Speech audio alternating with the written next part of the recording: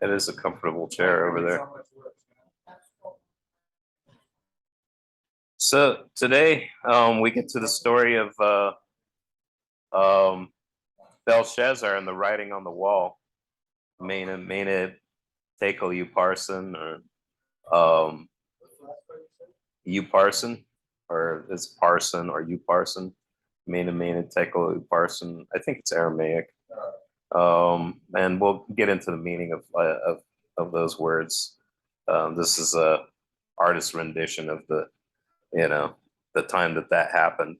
And what he had done is that he had taken all these articles of gold and silver from the Jewish temple that Nebuchadnezzar had brought over, and he's having a party.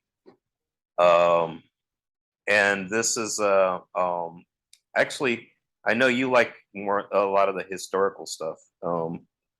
This is kind of a cool thing to kind of get into that and what happened at the fall of Babylon, because this evening basically the Medo-Persians are going to take over, and a couple weeks later Cyrus is going to show up on the scene, and it's going to be the downfall of the Babylonian Empire, and it's going to be the rising of the Medo-Persian Empire. Eventually, the Persian Empire would be dominant over the Medes, and but even in Babylon, Cyrus is more popular than this guy.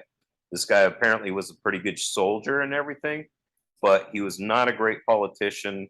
He wasn't really well liked, and people were actually happier with Cyrus, and Cyrus actually treated the Babylonians well, in comparison to like what you would see from a lot of other empires and emperors, where they would devastate the community. The Persians had a lot more of their policy was a lot more let people stay where they're at, and they were a little bit more diplomatic in the way that they ran things, whereas Nebuchadnezzar and the Babylonians were a lot more forceful and would drag people from their homeland and displace them, and those sorts of things. He was actually not a direct son of Nebuchadnezzar, and for a long time in history, people didn't even recognize that he was ever king until later on, until the 1800s. There was an inscription on a cylinder that somebody wrote, and he was a king, but he was a co-regent. The guy who was actually king was his father, but his father had kind of abandoned Babylon and had moved on to Arabia. So we'll get into that.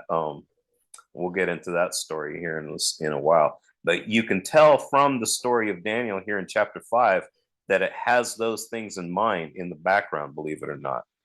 So it's a lot more historically accurate than people would have thought about Daniel for a long, long time. But the book of Daniel was vindicated much later about this thing. So anyway, just to kind of like recap where we've been, sort of, we're in the middle of this chiasm.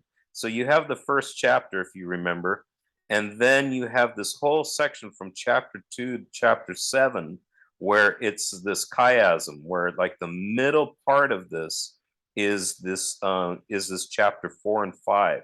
They're kind of the linchpin, or I don't know if that's the right word. They're kind of the hinge. So this is kind of in a way it's sort of a crescendo. Like, what's the main message of Daniel? Well, the main message of Daniel would probably be that God is in control, and that he puts into power who he wants to put in power, and they're in power because God approved it, and when he wants to remove them, he'll have them removed. So he made this clear to Nebuchadnezzar that he put him in power, and he's letting Belshazzar know in this story that he is not going to be in power, because he's going to hand the power to the next person who is chosen, which would be Cyrus the Great. So this is kind of that's the main message of Daniel, I guess, would be that you would have that God sets up kingdoms and he takes down kingdoms because he's the one who puts them and places them to begin with.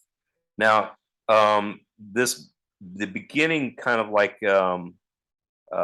if you look at chapters 3 and 6, they're kind of parallel to each other because this is where Shadrach, Meshach, and Abednego are thrown into the fiery furnace, and across from that you would have Daniel in the lion's den. They're people of God who are being persecuted for their faith, but who are rescued out of it. And then chapters 2 and 7 are kind of parallel to each other because you have the dreams of these four kingdoms that Nebuchadnezzar has, but then Daniel has a dream of the same four kingdoms that he receives from God personally. So, but we're right here in the middle of this chiasm. So, to give you a little bit of background, here's something that a biblical commentator named David Guzik kind of compiled this. So first of all, Belshazzar the king. This is the king that is going to see the writing on the wall and who's going to be kicked out. So when we come to Daniel 5, Nebuchadnezzar is no longer the king of Babylon. And so how did it pass from Nebuchadnezzar to Belshazzar? It didn't get, in fact, he's not even a direct son of Nebuchadnezzar. So how did it end up in Belshazzar's hand? Well, the ancient historian Berosus gives us the following order of events. So first of all, Nebuchadnezzar died after a 43-year reign. He reigned for 43 years, he dies, and his son is called Evil Merodach. It's not a description, it's like Evil Knievel, right? That's his actual name. It's Evil Merodach. And he's actually described in 2 Kings and in Jeremiah 52. But he only ruled for 2 years because he was assassinated by his brother-in-law, Neriglissar, because his rule was arbitrary and licentious. Now, as we're going to see, I'm going to show you a little excerpt from 2 Kings where Evil Merodach is mentioned.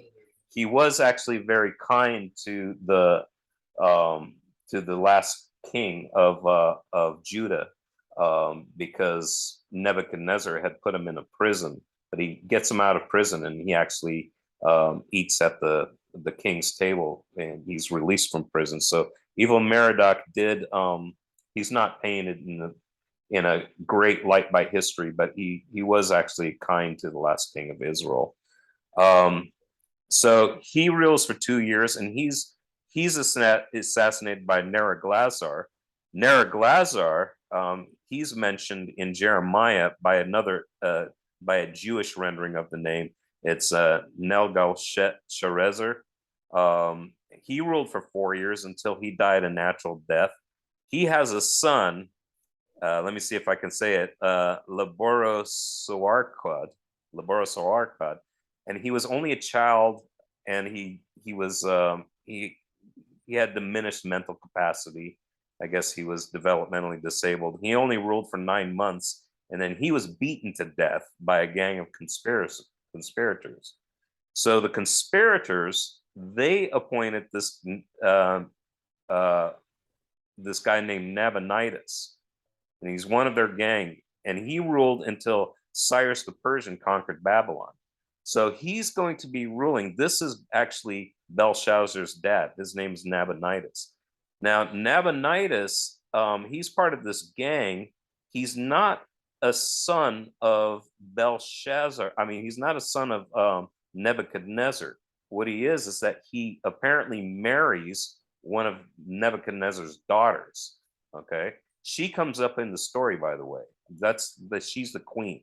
It's actually the queen mother. The queen that's mentioned in the story is not the wife of Belshazzar. She's like the queen mother, who's actually the wife of Nabonidus, but she was the daughter of Nebuchadnezzar.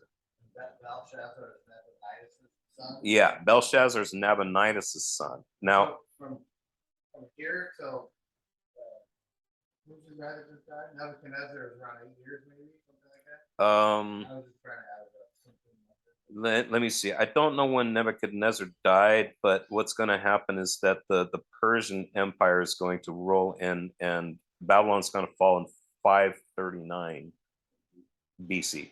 539 BC. Yeah. So this is going to be like about 70 years after Daniel's been. So if I guess if Nebuchadnezzar had ruled for 43 years, then and this whole captivity lasted about 70 years, I would say about like maybe 30 years later. That this is going to be 30 years later when Belshazzar is on the scene. One guy had 2 years, one guy had 4 years. This kid only had 9 months. Yeah. So Nabonidus might have been. Nabonidus had ruled for a while, and then he didn't live in Babylon anymore. He went down to Arabia, and he had his son Belshazzar reign in the city. So he's actually second in command, really. Belshazzar. He's not really first in command. His father is. So you're going to see when he honors Daniel, he can only give him third place. He'll make him third in the country or in the empire, but he can't make him second, right? So that's one of those things where you can tell that from the story of Daniel chapter 5 that the writer knows all of these things. So you get all these clues. He's just not telling you the full story, but you can tell that all these details are correct. So in Second Kings, here's the mention of evil Merodach, king of Babylon. He graciously freed Jehoiakim, king of Judah, from prison, and he spoke kindly to him and gave him a seat above the seats of the kings who were with him in Babylon. And so, he gets out of prison and he dines regularly at the king's table, and he gets his allowance, and a regular allowance is given to him by the king and everything as long as he lives. So he's kind to King Jehoiakim. In Jeremiah, we have this story, and here's the other guy that was mentioned, Nerigal Sarlezer. That's this guy right over here, Neriglazar. He was the guy who only ruled for 4 years, and then he has a kid who only rules for 9 months. But he's mentioned before he's king here. He's one of the chief officers in this story, and it's just about a meeting that they had and some decision that they made or whatever. But these names do appear in somewhere else in scripture. So Guzik continues. He says, Belshazzar the king, for a long time, historians and archaeologists knew that Nabonidus was said to be the last king of Babylon and not Belshazzar, who was Nabonidus' eldest son. The solution to this so-called discrepancy was apparently when evidence was uncovered indicating not only Belshazzar's association with Nabonidus on the throne, but also demonstrating that during the last part of his reign, Nabonidus lived in Arabia and left the conduct of the kingdom of Babylon to his eldest son, Belshazzar. So there was no additional mention of Belshazzar, the eldest son and co-regent with Nabonidus, until the Nabonidus cylinder. It's this relic. I'll show you a picture of it. It was discovered in this century. Actually, it was in 1884. I don't know what Guzik's talking about here, but it is now displayed in the British Museum. And also, actually, Xenophon, who was a Greek historian, he actually mentions Belshazzar in a work that he did called Cyropedia, and so there is actually one other mention of Belshazzar, and it was made by Xenophon in his historical records. So according to the Babylonian records, Belshazzar became co-regent in the third year of Nabonidus' reign in 553 BC, and he continued in that capacity until the fall of Babylon in 539 BC. So something like 13, 14 years later. So it is most likely that at the time of Daniel find, Nabonidus had gone out to fight the Medo-Persian army and had already been captured. Those armies are now surround Babylon, and we're looking for a way into the strongly defended city. So he's having this party. Belshazzar is having this party while he's being surrounded the by the Persians. So it's a really kind of like braggadocious thing. Let's have a party and I'll live it up because we know that they can't break into our city, but they were surrounded, right? So the whole thing is like he thought way too much of himself, So this is the Nabonidus cylinder. This is like where we get the where the Bible is confirmed, and we know, it was in 1885 it proved that the Bible was, that Daniel was correct all the time about Belshazzar. That's crazy. That's writing. That's writing, yeah, cuneiform, I guess, something. I don't know. Looks like it's about I know it looks huge, right? But I have no idea.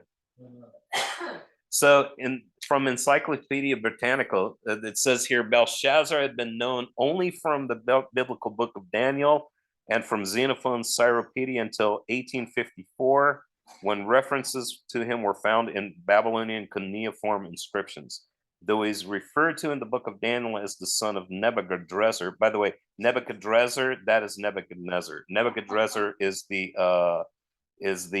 Babylonian name. Nebuchadnezzar is a Hebrew name for Nebuchadnezzar. Okay. Huh? Brabra. It's not Barbara. It's Brabra. Yeah, Nebuchadrezzar. Yeah, Nebuchadrezzar is actually the Babylonian pronunciation of it or something. So we got and the Babylonian inscriptions indicate that he was in fact the eldest son of Nabonidus, who was the king of Babylon from 555 to 539, and of Nitocris or Nitocris. I'll call her Nitocris, okay? This is who is perhaps a daughter of Nebuchadnezzar or Nebuchadrezzar. That's going to be the queen mother in this story, Nitocris. When Nabonidus went into exile in 550, he entrusted Belshazzar with the throne and the major part of his army. So during his co-regency, Belshazzar administered the government in his own estates and those of his father, though according to the book of Daniel, famine and economic setbacks occurred late in his rule. I don't know where they're getting this from. I don't see in Daniel. Yeah, this is the book. According to the book of Daniel, there was famine and economic setbacks. I don't know where they get that from, but I don't see that. I'm not sure. According to the accounts in the Bible and Xenophon, Belshazzar held a last great feast at which he saw handwriting on a wall following the words in Aramaic, Mene Mene Tekel Upharsin. So Xenophon also records this event in Daniel 5. Xenophon wrote that like about this feast where he sees a writing on the wall. It's bolstered by outside of the Yeah. externally from the Bible. Yeah.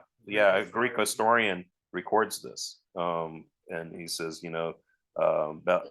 Belshazzar had this great feast, and he saw writing on the wall, etc. Maybe he got it from the Jews. I don't know, but he records it in any case. And then Belshazzar died after Babylon fell to the Persian general Gobirus. That's the name of the general, but the leader is Cyrus. Okay. So there's no resistance. Some people say there was a resistance. Some people say there was no resistance. And probably before the Persian king Cyrus II entered the city 17 days later. So Daniel will meet Cyrus within a couple of weeks, basically, from this story. So verses 1 and 2. King Belshazzar made a great feast for 1,000 of his lords and drank wine in front of the 1,000. Belshazzar, when he had tasted the wine, so he's getting kind of lit and drunk, right? He commanded that the vessels of gold and silver that Nebuchadnezzar, his father, had taken out of the temple in Jerusalem be brought, and that the king and his lords, his wives, and his concubines might drink from them. So Yeah. It's like, It's like oh, let's get all these holy articles from, like and it's kind of it's really like like an insult, right? It's like we're so, because think of it, he's surrounded by these armies.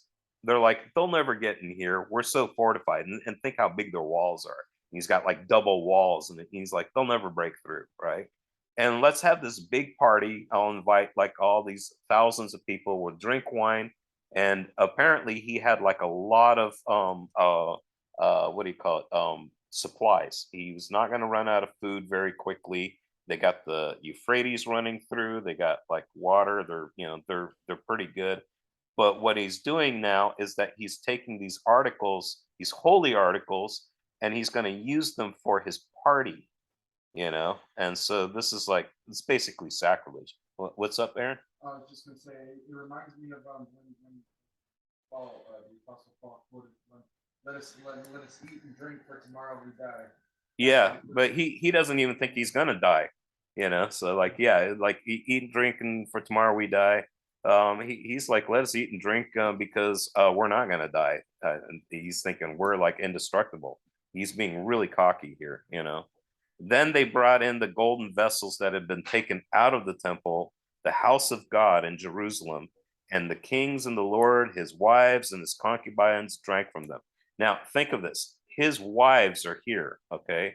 So you're going to see the queen being brought in. So we know that the queen that we're talking about, is not one of these wives. He's not married to the queen that's being going to be brought in later, okay? That's another reason that we know that, like, we're talking about the queen mother, because the queen, his wife, is in here. The queens are in here. They drank wine and they praised the gods of gold and silver, bronze, iron, wood, and stone. What I think here is interesting is that you have gold, silver, bronze, iron, you know. And these are common things to make idols out of. So we've seen that image that he had in that dream, it mentions gold, silver, bronze, iron, and it's kind of like, and it's connected to the idea of these idols being made out of these things. It just doesn't have the wood and stone, but here, the way that these are like in that order, right? Gold, silver, bronze, iron. That's how the statue was laid out. It had that head of gold, chest, yeah, right. And you had that same sequence. And so that dream he had is related to idolatry, and in the story it's kind of like there's kind of like a parallel connection between those things. Uh-huh. I was just gonna say, in Revelation 9 verse 20, but the rest of mankind were not killed by these plagues, did not repent of the works of their hands. They should not worship demons and idols of gold, silver, brass, stone, and wood, which you neither see nor hear nor wow. Yeah. Like in direct relation. Well, yeah, it's about the same there, huh? Yeah, it's pretty cool. That's Revelation what? Chapter 9 verse 20. Chapter 9:20. Cool. Immediately the fingers of a human hand. Okay, so we're going to find that, like, Daniel's going to run into these angels later on in the book, and he's going to say, I saw a man, I saw a man. They're angels, but he sees a human hand appeared and wrote on the plaster of the wall in the king's palace opposite the lampstand. And the king saw the hand as it wrote. Then the king's color was changed. Some people say countenance was changed, but the king's color was changed, and his thoughts alarmed him, so that the joints of his hips were loosened. That's kind of like the literal translation. There's different renderings of it, but the literal thing is the joints of his hips were loosened, which is a weird thing. Some people claim that is actually a very polite way of saying that he loaded his shorts. Okay. So that was something I got from Chuck Missler. He had this it's just kind of like, it could be a roundabout way of saying that, he kind of lost it there. So, and his knees knocked together. So I'm not really sure about that interpretation, but the joints of his hips were loosened and his knees knocked together. The king called loudly to bring in the enchanters and the Chaldeans and astrologers. Here we go again, these guys. The king declared to the wise men of Babylon, whoever reads this writing and shows me its interpretation shall be clothed with purple and have a chain of gold around his neck and shall be third ruler of the kingdom. Why third ruler? Because he can only hand out the third. Because he's second, and he's second. He's co-regent. His father's number one, right? So this is all making sense once we factor in these historical documents, you know. Then all the king's wise men came in, but they could not read the writing or make known to the king its interpretation. It seems like these guys never have anything like, right? Like all these stories, like, well, we don't know what it's saying. We don't know what your dream is. We don't know what that means. And, you know, like it's like, what are these guys good for, you know? But then King Belshazzar was greatly alarmed and his color changed and his lords were perplexed. The queen, Nitocris, who, you know, we saw Nebuchadnezzar's daughter who married Belshazzar's father, queen mother, because of the words of the king and his lords, came into the banqueting hall, and the queen declared, O king, live forever. Let not your thoughts alarm you, or your color change. There is a man in your kingdom in whom is the spirit of the holy gods. Daniel, in other words, so Daniel now is about 85 years old. He came to Babylon as about a 15-year-old. And now he's probably been in retirement. So, you know, and he's part of an administration that was 2 administrations back. So, you know, he hasn't been working for Belshazzar. So in the days of your father, now she says father, and it's in this culture, it's totally appropriate to call somebody your father who's your grandfather. Okay. It's also appropriate for you to be, if you were a king and somebody ruled before you, even if you weren't their direct son or even in their family, that you would call them father as well. So no matter how you cut it, the term father here, it's a term that you could use in any of those cases. We would only mean biological father directly, but for them and their culture, it could be used a lot more flexibly. So the days of your father, light and understanding and wisdom, like the wisdom of the gods, were found in him. And King Nebuchadnezzar, your father the king, made him chief of the magicians, enchanters, Chaldeans, and astrologers, because an excellent spirit, knowledge, and understanding to interpret dreams, explain riddles, solve problems were found in this Daniel, who the king named Belteshazzar. Now let Daniel be called, and he will show the interpretation. Shows she's been around for a bit longer than he has, and she knows, she knows about Daniel. So then Daniel was brought in before the king. The king answered and said to Daniel, you are that Daniel, one of the exiles of Judah, whom the king my father brought from Judah. I have heard of you that the spirit of the gods is in you, and that light and understanding and excellent wisdom are found in you.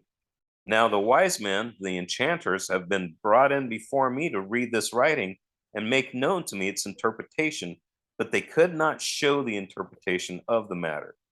But I have heard that you can give interpretations and solve problems. Now, if you can read the writing and make known to me its interpretation, you shall be clothed with purple and have a chain of gold around your neck and shall be third ruler in the kingdom. You guys are so quick to throw out rulership. Yeah, right. You know, it's like, if you can do this, like I'll give you this. He's clearly like really freaked out, and so he's ready to, like, hey, I really want to know what this means. I mean, can you imagine, like, if for real, like if you were like in that party and then all of a sudden a human hand starts writing in the wall and and everybody's like, whoa, what is that? I mean, that would be really, really freaky. So he's just like, and what does this mean? He's got to come to the bottom of it, because he's like, what does this mean? Am I screwed? Am I, is something bad gonna happen? The writing on the wall, right? We get that expression, which means that, like, if you've seen the writing on the wall, you've already seen the signs that something bad's gonna happen. So it comes from this story. Then Daniel answered and said before the king, let your gifts be for yourself and give your rewards to another. In other words, keep your stupid rewards, like, uh, and, and also Daniel's like, like, you can make me third in the kingdom, but your kingdom's going to end in a couple hours. Like, like, I've got that on my resume now that I was like third in the kingdom, but it lasted even shorter time than that kid who was like, who was beaten to death after 9 months. So he's like, nevertheless, I will read the writing to the king and make known to him the interpretation. O king, the most high God gave Nebuchadnezzar your father kingship and greatness and glory and majesty. So Daniel right here, he's not going to go straight to the interpretation. He's going to tell Belshazzar the story of his dad. And the reason he's going to do this is because he wants to bring a point home. Okay. He says, because of the greatness that he gave him, that God gave Nebuchadnezzar, all peoples, nations, and languages trembled and feared before him.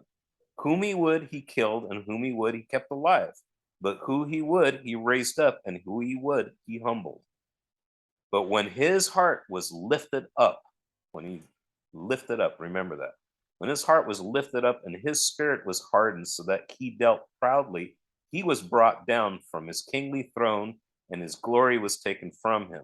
He was driven from among the children of mankind, and his mind was made like that of a beast, and his dwelling was with the wild donkeys. He was fed grass like an ox, and his body was wet with the dew of heaven, until he knew that the Most High God rules the kingdom of mankind and sets it over whom he will. So he gave him a history lesson on his father, like, his father's exile, and he says, your father learned the hard way that, like, this is the God who rules. Now think about what you've done. You've gotten, like, this God's holy items and thrown a party with them and treated these vessels like they're ordinary unholy things. So he's not going to give this guy an excuse. Remember, like, when Daniel brought, like, gave Nebuchadnezzar the dream, when, like, and he says, may this be for you and your enemies. He says, maybe if you repent and you are kind to the poor, and and all this, God might turn his might turn his wrath and actually give you mercy in this. He kind of gives Nebuchadnezzar a way out, in a way, but he's not going to offer that here. He's treating Belshazzar as like this, as if this guy's got no excuse now. So he retold that story about his dad for a purpose. And Belshazzar had the benefit of knowing what had happened to his grandfather. I put grandfather here, but I wrote this before anyway. Yeah, yeah, okay. So what happened? Well, it is his grandfather, because it's his grandfather and his mom's side. So yeah, okay, that's why I left that in. So he therefore already has the knowledge of who the most high God is. He already knows the story. Plus, he's got the letter. Remember, like, Nebuchadnezzar says to all peoples, and he sends out this thing, and I, the king, was doing this, and I had this dream, and he sends out kind of like a public notice, right?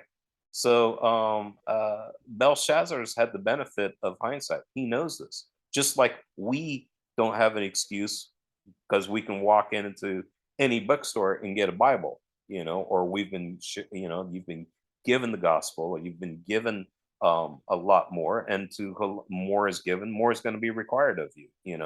He's not in the same shoes as his grandfather is. So despite all this, he not only does not acknowledge God, but he desecrates the holy items from the temple of this God, of the Most High God, right? So using these holy items for his party is insulting, arrogant, and it's sacrilege. So he continues in verse 22 and he says, "And you, his son Belshazzar, have not humbled your heart, though you knew all this, but you have lifted up yourself against the Lord of heaven." So he's like, just like your grandfather did, so you've lifted up your heart, you've lifted up yourself against the Lord of heaven, or before the Lord of heaven. Uh, yeah, yeah, he lifted up his heart, became proud. "And the vessels of his house have been brought in before you, and you and your lords and your wives and your concubines have drunk wine from them, and you have praised the gods of silver and gold and bronze and iron and wood and stone, images, Selim, which do not see or hear or know. But the God in whose hand your breath is your breath, and whose are all your ways, you have not honored." So you've desecrated these items, and then you had the gall on top of all of that to worship all of these other gods, and their images, and bow to these other idols with these items from Jerusalem in your hand.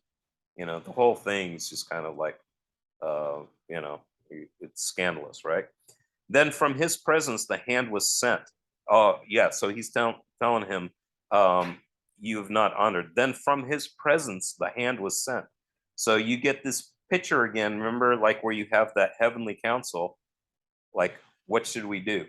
And like when Belshazzar, when Nebuchadnezzar had lifted up himself, then the watchers got together before God, and they made a decision, and then God sent them and said, "Okay, have him act like an animal, then have him lose his mind." So then from the presence of God, this hand was sent. So another watcher, uh, this is the way I'm picturing this, is another watcher has gone down here and says, "Okay, well, what should we do here?" This guy's having a party with your holy articles.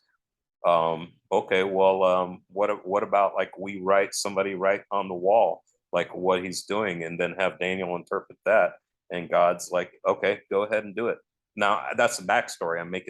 I'm reading that into it, but still, it's the wording from here is what's getting me. It's kind of like what's gotten my attention, right? "Then from his presence the hand was sent."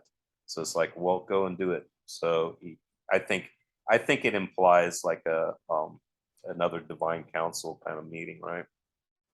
"And this writing was inscribed," and this is the writing that was inscribed: Mene, Tekel, and Parson.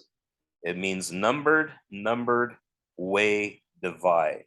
Now, this word here, parson, it means divide, but it's also a very similar to the word for Persia. So it's kind of got like a double meaning. It's a double entendre, right? So right here, it says, meaning, it says, literally a minor 50 shekels from the first number. okay, yeah. So a minar, like if you remember, a minar is like this unit of money that they had. So mena is kind of like this is the Aramaic. So it's like, but you would count money by the weight, right? So it's and by the number. So numbers, and you weigh it. So you got like this idea of like a scale, and go, like if you're doing trading, like this many ounces of Oh, no. yeah, and exactly. So you got a weight, and you have like a number, and And then once that certain amount is added this, and then they equalize. yeah, then they equalize, and so, but then like if somebody's coming up short, then they don't have enough money, right, or something. So it is a so this Minar or Mano, and Tekel, it's like being numbered and weighed like you would on a scale, right? And then, so he says, this is the interpretation of the matter. Mena, God has numbered the days of your kingdom and brought it to an end. Tekel, you have been weighed in the balances.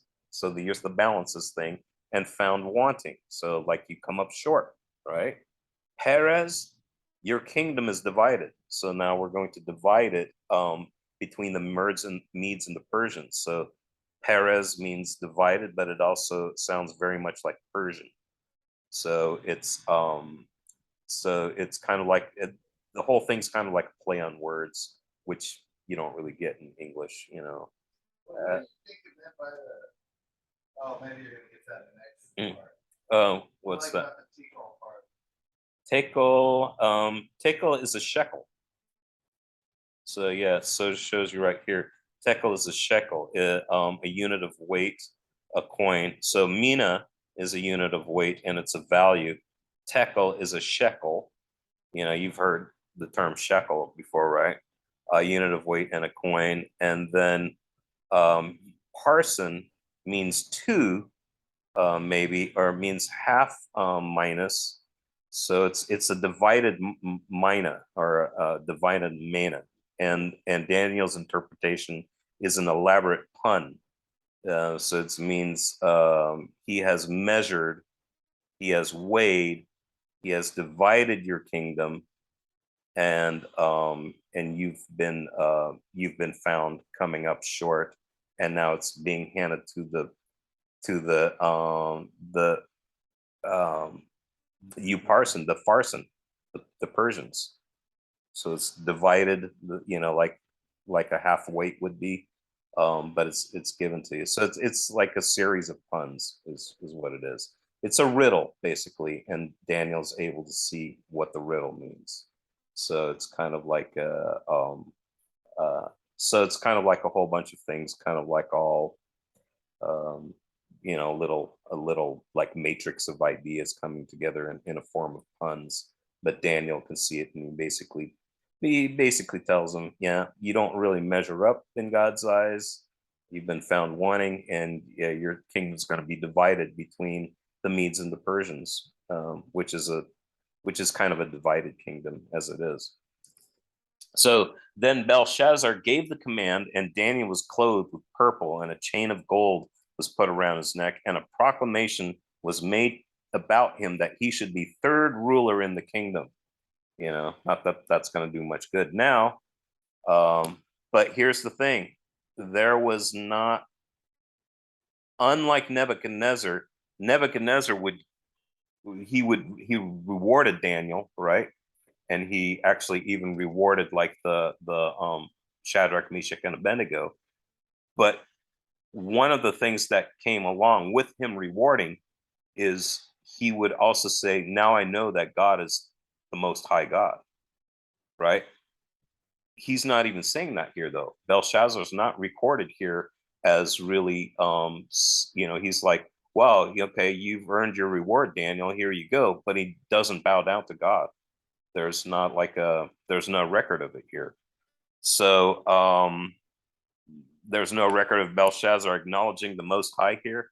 And also, Daniel does not offer a possibility of mercy to Belshazzar like he did to Nebuchadnezzar, nor does he seem to be too bummed out about all this. He's not like with I don't think Belshazzar was a very popular guy, and I think that for Daniel, he's seen a lot of shenanigans since Nebuchadnezzar. He had a respect for Nebuchadnezzar, but like with all these, you know, like so and so murdered so and so to get, you know, take this position and all that, you know, this band of hoodlums kills this kid, and you know, like so that they can be, and they put in this other king or whatever. He's not impressed. He's seen a lot, yeah. So that very night, Belshazzar the Chaldean was killed, and Darius the Mede received the kingdom, being about 62 years old.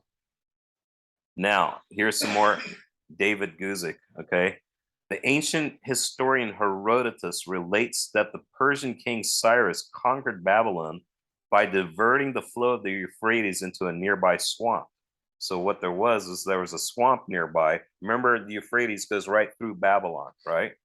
But but it wasn't like an open river. They had a gate over the river, so people couldn't just come in with like a fleet of boats and start attacking the city from the inside. But what had happened was that like Herodotus records that what they did is they diverted the river into the swamp. It lowered the water, and then his troops actually could march on the Euphrates. It's like, Pro- like if the river is 10 feet deep, they might have just gone to like the Yeah, surface level. yeah, it didn't go all the way to the bottom, right?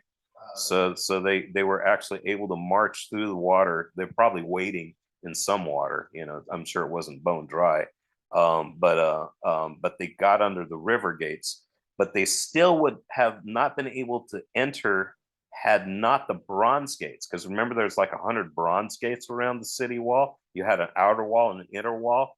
They have to get through the bronze gates, but but those bronze gates of the inside walls had been left unlocked for some reason, right?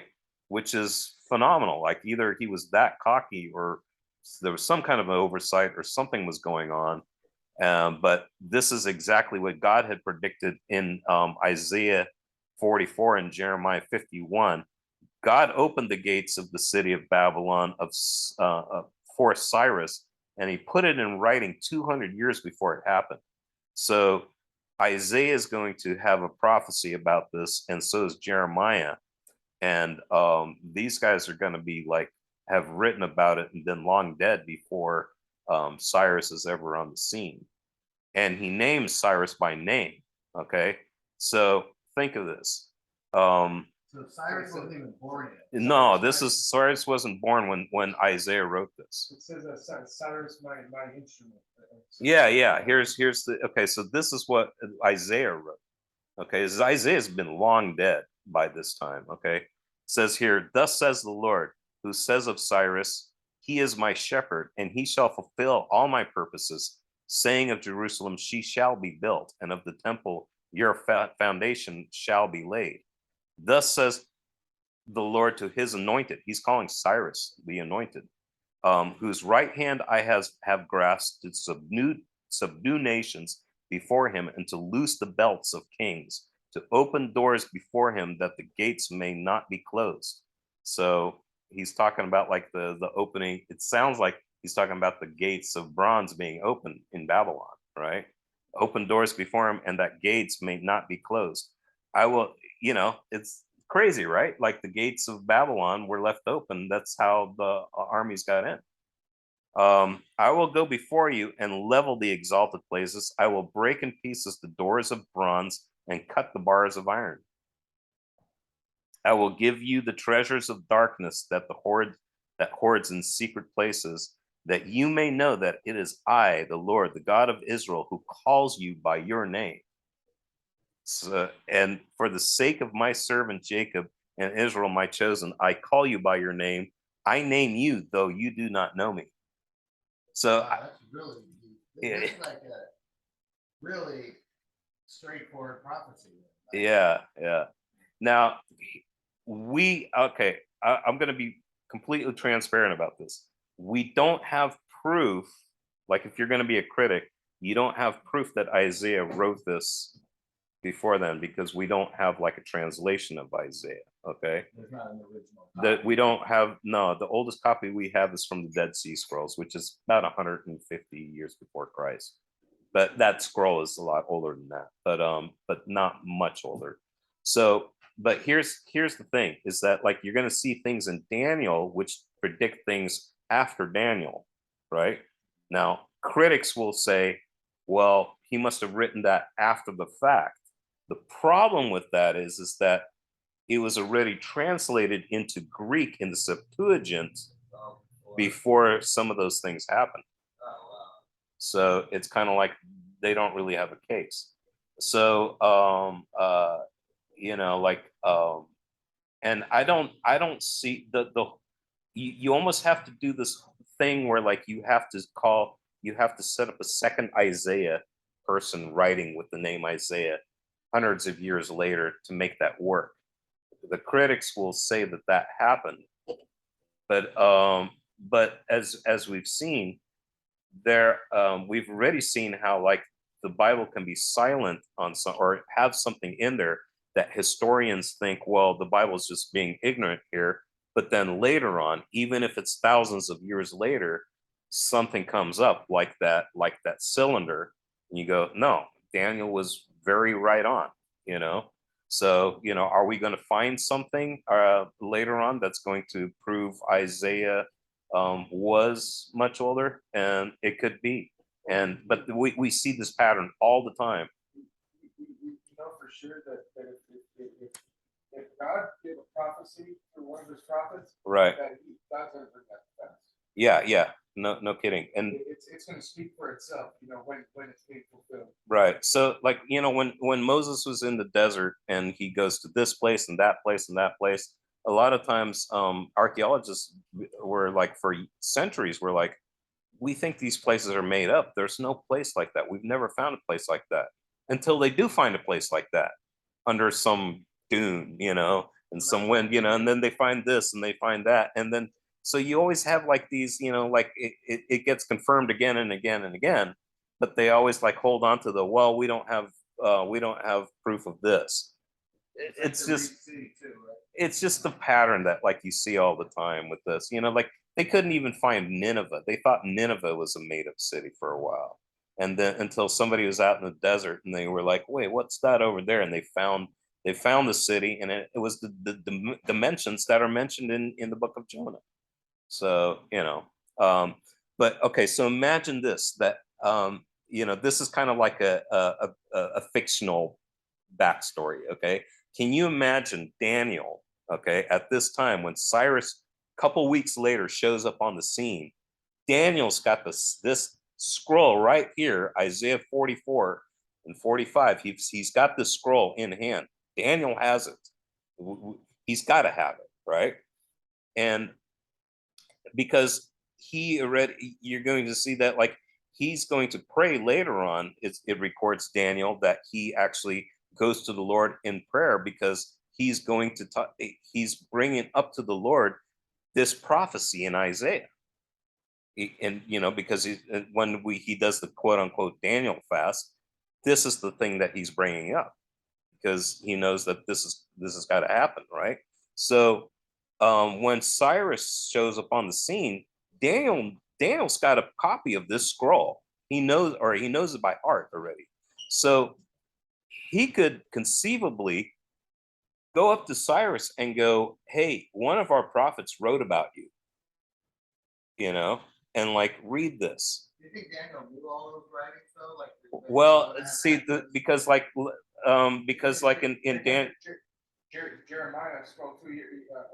He mentioned that, you know, he knows that it's going to be, you know, like what is it, 70 years of desolation or something. Yeah, right. So we know that Daniel's already like later in the book of Daniel, he brings this up because he's praying to God. God, I know that like after 70 years, something's like we're going to be sent home, or like we're, you know, like. Oh, like he had like he was versed in that. Yeah, he was versed. He was very familiar with Isaiah and Jeremiah's writings. He was very familiar with Ezekiel too, I think. So on the previous slide, how did it say that Belshazzar died? Or I guess it doesn't say how Belshazzar died. It says he was killed, but he was killed. That's all we know about it, right? But it doesn't say how Darius received it. Darius the Mede receives the kingdom. Not Cyrus though. Oh, right.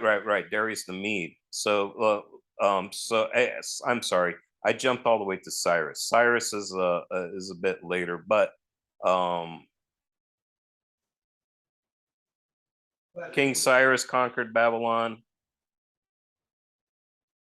Darius the Mede. So because it was remember, it's like a two-pronged kingdom, the Medes and the Persians. But Herodotus, he records that King Cyrus conquered Babylon by diverting the flood. So he knows that Cyrus is behind this. It's confusing because there's two kingdoms that are kind of like together on this. Yeah, he opens the king of Babylon. Now you've got Isaiah talking about Cyrus and everything. Now here in Ezra 1, it says, because Ezra goes to rebuild the temple like some years later, right?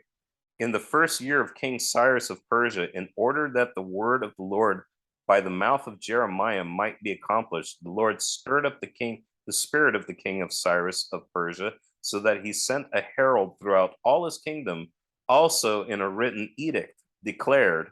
So this is Cyrus now.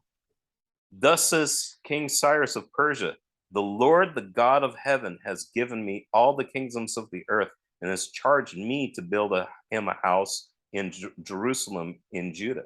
So it sounds like Cyrus has been, well, he's like Nebuchadnezzar. He now recognizes that Yahweh is the Most High God. Yeah, it's a big declaration, right? The Lord, the God of heaven. So he's a pagan king, but he recognizes this Yahweh as the God of heaven. Now, how did that happen? I think a good, like possibility is that somewhere he's along the line, he's been shown this, because this is written directly to him. This is like Lord says to his anointed, to Cyrus. So it almost sounds like, like, hey, when Cyrus shows up on the scene, read this to him, would you? So I know it's a bit of an imagination thing, but it's plausible, So thus says King Cyrus of Persia, the Lord, the God of heaven, has given me all the kingdoms of the earth, and he's charged me to build him a house at Jerusalem in Judah. Any of those among you who are his people, may their God be with them, are now permitted to go up to Jerusalem in Judah and rebuild the house of the Lord, the God of Israel. He is the God who is in Jerusalem. And let all survivors in whatever place they reside be assisted by the people of their place with silver and gold and with goods of animals, besides freewill offerings for the house of God in Jerusalem. So yeah, that's how we have the handing over of the power there to the Persian king. Oh, is that the end of that chapter? That's the end of that chapter. It had already happened. So I just kind of like added in like how things went from there on, because Daniel is actually going to survive into the Persian kingdom, and he's going to be lifted up again into like high up in the next empire all over again because of his because God shut the mouths of the lions. I just realized, man, Ezra put a lot of everything together. Yeah. Man, First and Second Chronicles, there's a lot in there. I'm just now realizing that, man. There's a lot of connections from other books. Yeah, the Chronicles. Yeah. Second Kings, a lot of the prophets who lived during those times, they record things, and then when you read some of the parts in Second Kings, if you compare them to like the Jeremiah and Isaiah passages, they're almost word for word. So it was probably taken from the prophets and then put into the records in the Kings and Chronicles. Sometimes it's almost word for word. And so after the temple starts, after Cyrus gives the order to Ezra that they can go and start building the temple. Is that also somewhere around that time is where Nehemiah comes in and they start building the wall too? Yeah, Ezra and Nehemiah are post-exile, so they're both after the. So it happened around this Yeah. in the same. Yeah, it's the same, like it's a little same chunk of history. So that's why we have Ezra and Nehemiah like in that part in our Bibles, because in the West we've liked to put things kind of in chronological order up through Esther. Right. I've noticed that they're kind of out of order, of how they should be. I would like it to where where it was in line, with. Yeah. So Genesis, Exodus, Leviticus, Numbers, Deuteronomy, Joshua, Judges, that's all chronological, right? You have the time of the Ruth is in the time of the judges. So it's kind of a little microcosm story of something that happened in the time of judges. I'm gonna make a timeline, and I'm going Yeah. to put it. Well, in- you can look them up. timeline Yeah, you order. can just download it like a timeline. Then you have the time of the kings after the judges, because we need a king around here. It's all mayhem. And so then you have First and Second Samuel, First We and can Second probably King, find all that on First and Google. Second Chronicles, and then you have So then you have, but Ezra and Nehemiah is like the last part of like the where the Old Testament historically it leaves off during that time, and Esther is just during that time when Esther is queen in Persia, during the time of the Persian kings.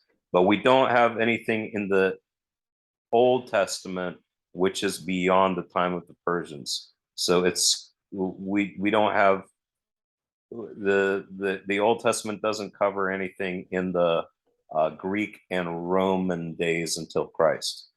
But it does cover it in the book of Daniel, because Daniel predicts all this stuff beforehand. So it's recorded before then.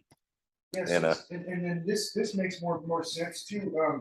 In Amos 8 verse 11, it says, "Behold, the days are coming, says the Lord God, that I will send a famine on the land, not a famine of bread, nor a thirst for water, but of hearing the words of the Lord."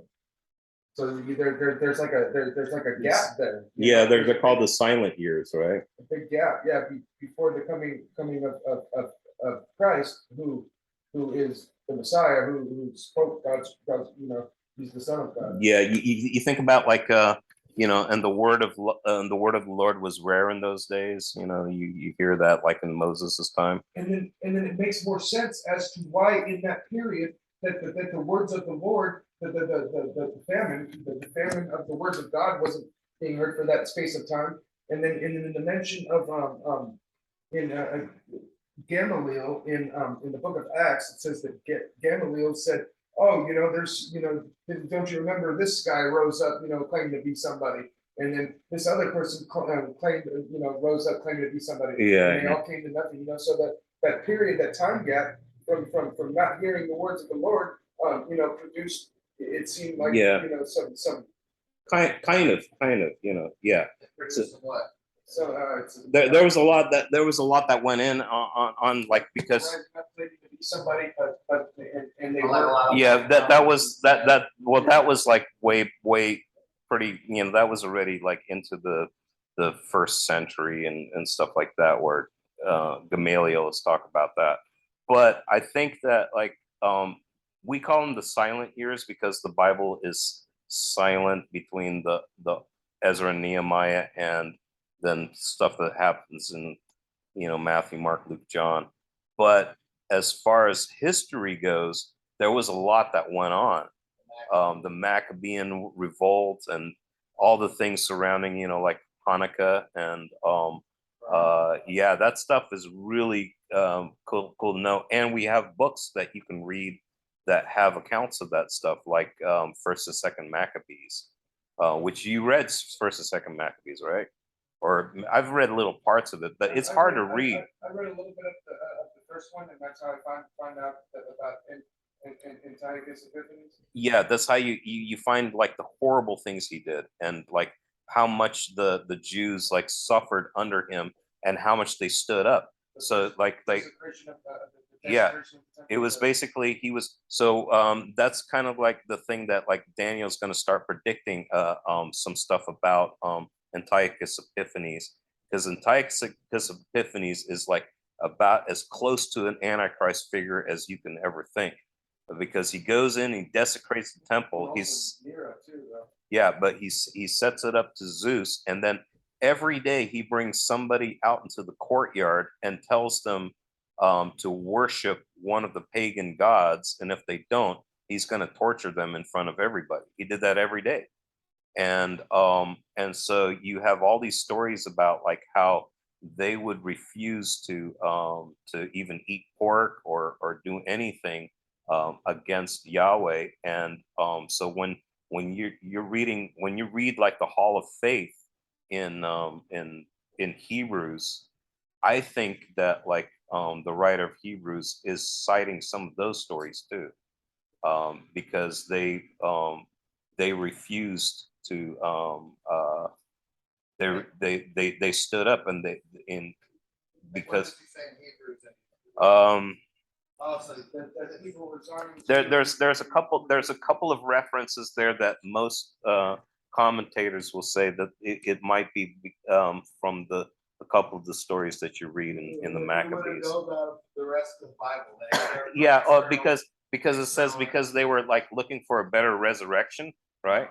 They were looking for a better resurrection. That statement is in Maccabees where like for example, there was a lady, she had 7 sons, and Antiochus Epiphanes' soldiers went in there and said, you know, like each one by one says, you know, deny this God, or we're going to kill you. And before the mom, they were killing, torturing and killing these sons one by one, until she had no sons left, basically. But she kept yelling at her sons, "Don't give in, because the more you suffer, the better your resurrection is going to be." So they were looking for a better resurrection, is what, you know, it's like you stand up for Christ, your resurrection is going to be, which it goes hand in hand with like the rewards thing, right? You see that pretty clearly in scripture. That, you know, that those who suffer for Christ are like, great is your reward in heaven, you know, like you know, for the people who are persecuted, you know, their reward in heaven is great. And that's, but she's talking about, you know, like their resurrection. So that's what a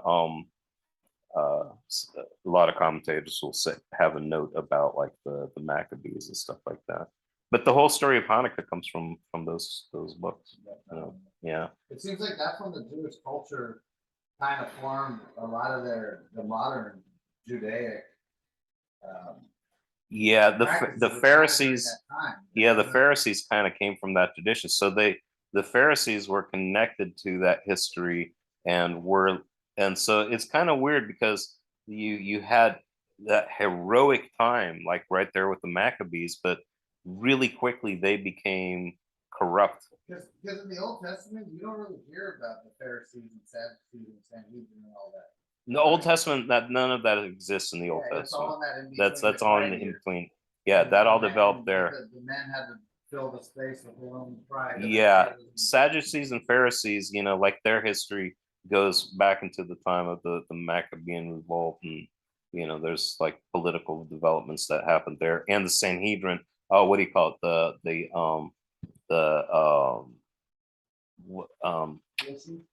no, the synagogue system.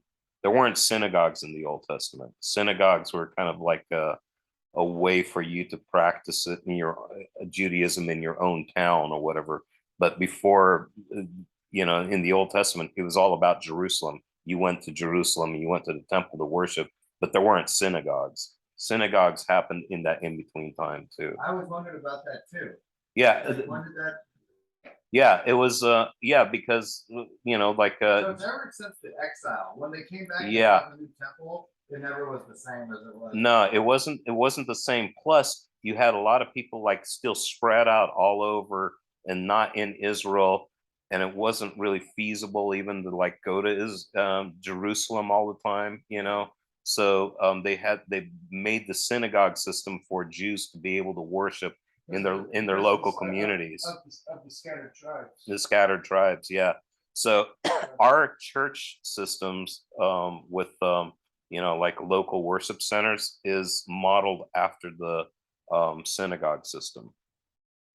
Basically, the roots of like what we have as like church communities in cities and everything with the buildings and all that, that was modeled pretty much, I guess, after the synagogue system.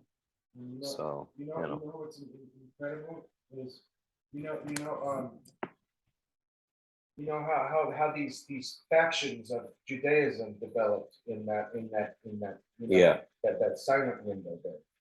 Yeah. These different factions, they kind of branched off in different directions, and each thought different things, and then you even notice it in when addressing the Sanhedrin, because the Pharisees believed in the resurrection and the Sadducees did not. Right. So they Yeah. started, fight each other and stuff, and you see a parallel with our day as it was, before the first coming of Christ, Mhm. and now before the second coming of Christ. You can see a All parallel these factions. between all these different factions, all these different ideas, and people siding with this group, and people say this, and they're like, or post trib, or all this other stuff. I'm like, and then it just creates division, and then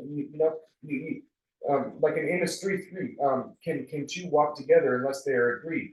So if one person says one thing, and another person, like say one head of the church here says this, and then one head of the church here says this, and then they don't agree, then they divide, and then whoever, all these people then side with whatever they're thinking, according to that, and it just creates more and more divisions, it just keeps splitting, and Mhm. eventually you have this Yeah. ridiculous amount of factions of Christianity, and based on one wild, Mhm. Yeah. exegesis of a certain person. All right. Yeah. So the one thing though that like that the exile did seem to cure the Israelites from is paganism, though, because whether they were of one kind of faction or another, what they weren't anymore were pagans. They weren't pagans anymore. I So, thought they so, had like grabbed up some of the Greek stuff or something like that. some people like, well, Hellenism, yeah, there may have been like elements of like the pagan Greek culture. But I don't know, like by and large, I don't think they were like worshiping the Greek gods. Yeah. I could be kind of wrong about that, but but Pharisees and Sadducees, I think the Sadducees were a lot more secular, so they were like into like Greek thinking a lot more, and the arts, and like the cultural stuff. I don't think they weren't like pagan god worshippers or anything. By the first five books, I don't know the Sadducees. I don't know if they, It's, but the Sadducees are kind of like they were corrupt, and they were kind of like what the Hasmonean revolt brought about against Antiochus Epiphanes. So but what happened with Antiochus Epiphanes is that he did all that, and then there was a revolt started by Matthias, right? Matthias, yeah. Matthias, and they actually got free from him, and they lived as their own district in the middle of the Greek Empire for about 100 years. They were kind of like they were pretty independent, right? They weren't under the thumb of anybody, really. And so they became, that was heroic on one hand. On the other hand, they also became very, very corrupt, and they would be like, the priesthood was being sold off or bought off, and people were being assassinated, so that, oh, I'm going to be high priest, I'm going to assassinate this guy now, and they would like buy it from, with money, just like it became like the story of the popes. So yeah, by the time that Jesus shows up on the scene, like the person who is like, there's one guy who like was the high priest. You got Caiaphas, but there's somebody else who, like, the Pharisees actually thought was the legitimate high priest. It was like this, like controversy, because they're like, that guy, this person's not even like a Levite, it's like, yeah, it's like a position that you could buy, and they were in cahoots with the Romans, and politically, and getting money, and Yeah, the whole thing was dirty. So that was like a system that like Jesus was very angry about. He's like, you guys are a bunch of hypocrites, you know. So Yeah, uh, yeah, it says that in Matthew 23, what, also Jesus says to beware of the leaven of the Pharisees, you know, and it says that what is it, Matthew 16:12, 16:12, says, it says, take heed and beware of the leaven of the Pharisees and the Sadducees. And then Matthew 16:12 says, then they understood that he did not tell them to beware of the leaven of bread, but of the doctrine or teaching of the Pharisees and Sadducees. In another translation, the New Living Translation, it says deceptive teaching. Right. And then, in Acts 14:2, it says, but the unbelieving Jews stirred up the Gentiles and poisoned their minds against the brethren. mhm. So just going around, stirring up all this, yeah, Yeah, nonsense. yeah. Well, what do you guys think? And there's a lot of controversy. It's a lot of interesting and beautiful and ugly history. Yeah. So, That's like a drama. huh? It's a drama. It's a drama, you know, like it Yeah. is a drama. But the you know, like that like both Cyrus and Nebuchadnezzar are so often in the prophets referred to as God's instrument, God's tool, you know. Yeah. And that yeah, it is pretty. Mhm. Yeah, those are interesting passages. I love it, and that Cyrus also seemed, you know, like I expect to see Nebuchadnezzar in the kingdom, you know, and I expect to see Cyrus there too. You know, kind of. It is pretty cool. You know. It doesn't say anything about, it never says anything about Nebuchadnezzar or Cyrus later, like if they fell off or anything. I think No. Nebuchadnezzar was I think restored after he was humbled. yeah, I think that all you have is that story in Daniel 4, and that's the last you really hear about what Nebuchadnezzar, what was going on with him between him and God, you know. The grass and all that, Right, and we then never really hear about how he died or anything. no, not in the Bible. No, we have historians who probably have written about how he died and everything. But then Cyrus, you know, I think you can see that relationship a little bit there with Ezra, you know. So Ezra and Nehemiah are two books that I'm not that familiar with, though. I should get into those a little more. And Nehemiah, it's interesting that Nehemiah, in the beginning of Nehemiah, I think it's Nehemiah. In the beginning, it shows them praying a prayer that's the Deuteronomy 30 prayer. So it says here. Let me. Oh yeah, yeah, because they found Deuteronomy, right? And they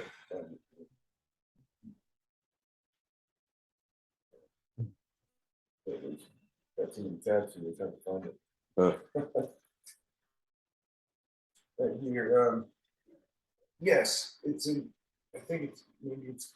Maybe it's Deuteronomy. It says, and I said, I pray, Lord God of heaven, O great and awesome God, you who keep your covenant and mercy with those who love you and observe your commandments. Please let your ear be attentive and your eyes open, that you may hear the prayer of your servant, which I pray before you now, day and night, for the children of Israel, your servants, and confess the sins of the children of Israel, which we have sinned against you. Both my father's house and I have sinned. We have acted very corruptly against you and have not kept the commandments, the statutes, nor the ordinances which you commanded your servant Moses.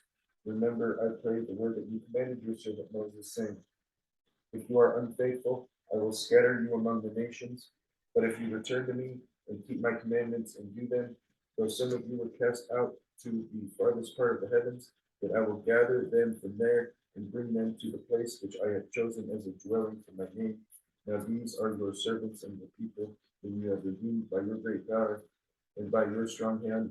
O Lord, I pray, please let your ear be attentive to the prayer of your servant and to the prayer of your servants who desire to fear your name, and let your servant prosper this day, I pray, and grant him mercy in the sight of this man, for I was the king's cupbearer. So Nehemiah was the king's cupbearer. Yeah. Wow, okay. Yeah, Nehemiah was very close to the king. Wait, what And, king though? Um, Babylonian? no, the Oh. Persian Cyrus? was it Cyrus? Yeah, I think it's Cyrus. Yeah.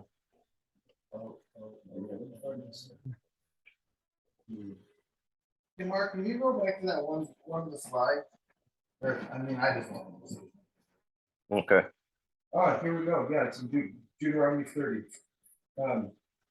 Now it shall come to pass when all these things come upon you, the blessing and the curse. It's like the history. They're blessed and then they're cursed and then they're blessed and then it's like an up and down.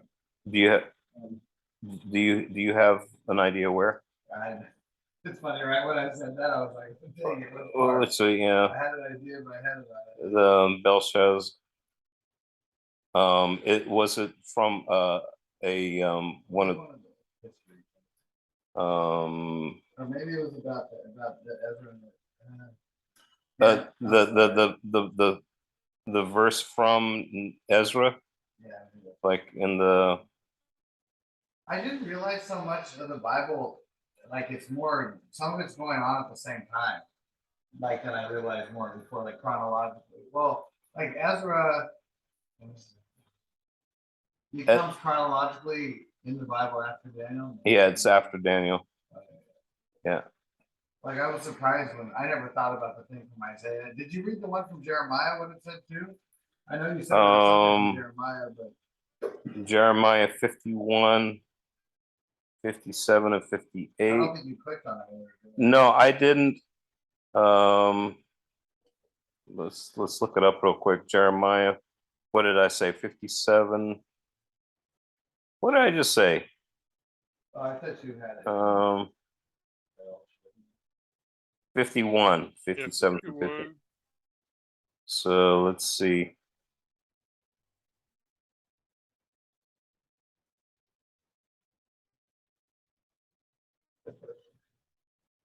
Jeremiah. No, 51. 57, 58. chapters and verses. Yeah, it is a lot. It's a long book, right? That's a long chapter too. 57. It says, I will make her officials, her sages drunk. That's interesting, right? Let's talk about Babylon. Her officials and her sages drunk. Also her governors, her deputies, and her warriors. Just thinking about it, but they're having that drinking party. And they shall sleep a perpetual sleep and never awake, says the king, whose name is the Lord of hosts. And thus says the Lord of hosts, the broad wall of Babylon shall be leveled to the ground, and her high gates shall be burned with fire. The peoples exhaust themselves for nothing, and the nations weary themselves only for fire. So I just didn't know what to do with that. This is all like this is all like a big thing against Babylon, right? The doom of Babylon. I will repay Babylon and all the inhabitants of Chaldea, and goes on and on and on about that. So, but it's also talking about like raise a standard in land, blow the trumpet among the nations, and then it's going to prepare the nations for war against her, the kings of the Medes with their governors and deputies in every land in their dominion. So it's Jeremiah is already predicting that the Medes are going to be involved, and then the Lord's purposes against Babylon stand. So he's basically like beforehand saying that like Babylon is going to be judged by God for what they've done, and it's already mentioning the Medes, and King Nebuchadnezzar of Babylon has devoured me and he has crushed me. I think this was written in Nebuchadnezzar's day though, so I don't know when Jeremiah wrote this. I will punish Bel in Babylon and make him a disgorge what he has swallowed. Bel is huh? That's fall. Yeah, it's a god. Yeah, Bel is a yeah, exactly. Yeah, it's a form of Baal. Oh, check this out. Come out of her, my people. Where have you seen that? Babylon, Mystery Babylon, right? In Revelation, right? Mhm. Yeah, it's a citation from here. It's like, so if you read this, then occasionally you're going to run into something that you recognize in Revelation. Just harkens back to to all of these. It's like all the prophecies coming together. Yeah. People get all carried away of like trying to like figure out, like what everything means in Revelation, but you just have to go back to the Old Testament to like where it's citing it from, and it'll start explaining itself a lot more. Yeah, it's like a map. Okay, you have a map, right? And there's all these symbols on that map, but no legend. But that legend is in the scriptures. The Bible interprets itself. So you find the meaning to things in Revelation that are connected. It's like a map legend. All right, It says it gives the symbols and then it tells you what the symbols mean on the map. right. That's Yeah, basically how it's more easy to Yeah, understand Revelation. remember we were talking about like the dragon and how you had and I'd never noticed it before, but like some of the prophecies are about Rahab the dragon, which is a seven-headed dragon in their mythology, and who is referred to as Rahab the dragon is Egypt, right? And that like when Egypt Rahab, It's in Isaiah, right? let me see. Let me look this up real quick. But then when you bring that and you start like looking at it's feral children things cracking me up. They have dragon. That's in Psalm 89. Yeah, it's mentioned a couple times in the Bible. Rahab dragon. Let me see. Bible.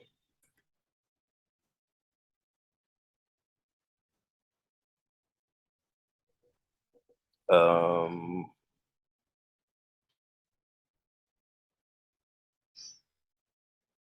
Rahab.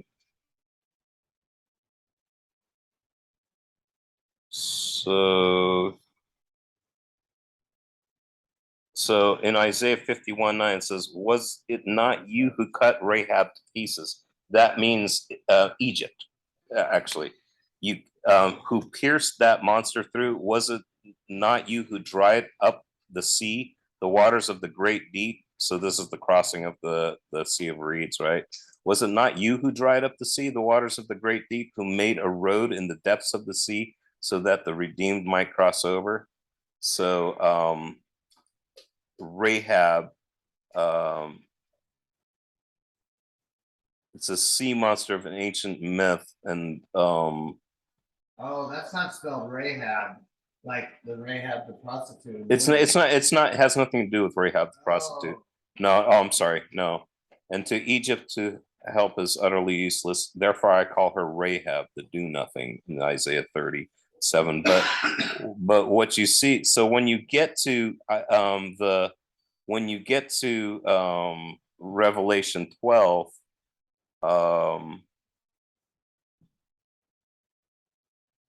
what you have is you have a depiction of Egypt, basically, because you have first of all the seven-headed dragon, but he chases the woman into the into the wilderness, right? And the woman was given two wings of the great eagle. That's also the two wings of a great eagle is in some of the same poetry as Rahab is, the dragon, where like Israel is given the two wings of a great eagle to flee the Pharaoh. So it's kind of a picture of the Pharaoh, is what like, and he chases them into the wilderness. He poured out water like a river after the woman to sweep her away with the flood. But the earth came to help. There's, if you read the Song of Moses, it's about like how like the earth came and swallowed the water and all that kind of stuff. So it's all these poetic there's all these poetic things that are connected to the persecution and chasing of Israel, but also Herod trying to kill the little babies, and like Jesus's life is in danger, like from that, just like Moses, in the Moses story where the Pharaoh is going after the sons of Israel.